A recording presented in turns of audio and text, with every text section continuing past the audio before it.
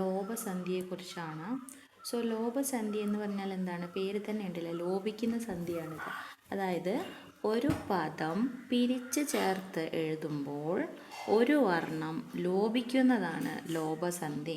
അപ്പോൾ ഒരു പദത്തിനെ നമ്മൾ പിരിച്ച് ചേർത്തതിന് ശേഷം എഴുതുമ്പോൾ എന്ത് ചെയ്യാണ്? അതിൽ നിന്നൊരു വർണ്ണം ലോപിച്ചു പോകുന്നതാണ് എന്ത്?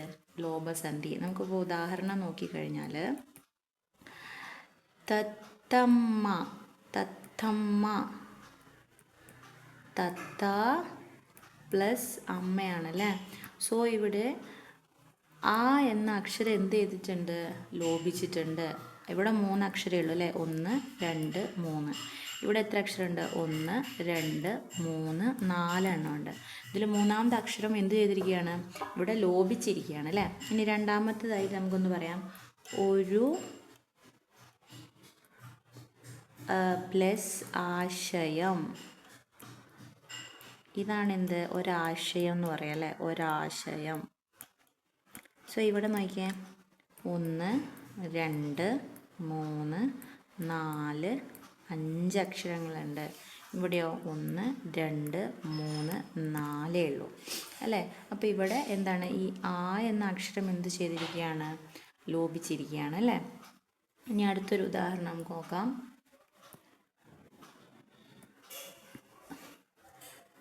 കാറ്റ് പ്ലസ് ഇൽ ആണെന്ത്? കാറ്റിൽ. ഇവിടെ ചന്ദ്രക്കലയാണ് എന്ത് ചെയ്തിരിക്കുന്നത്? ചന്ദ്രക്കലയും അതേപോലെ തന്നെ ഈ അക്ഷരവുമാണ് എന്ത് ചെയ്തിരിക്കുന്നത്? ലോപിച്ചിരിക്കുന്നത്. അതായത് കാറ്റിൽ അല്ലേ. ഇവിടെ എത്ര അക്ഷരമുണ്ട്? 1 2 3 4. ഇവിടെ എത്ര എണ്ണേ ഉള്ളൂ? 3 എണ്ണം.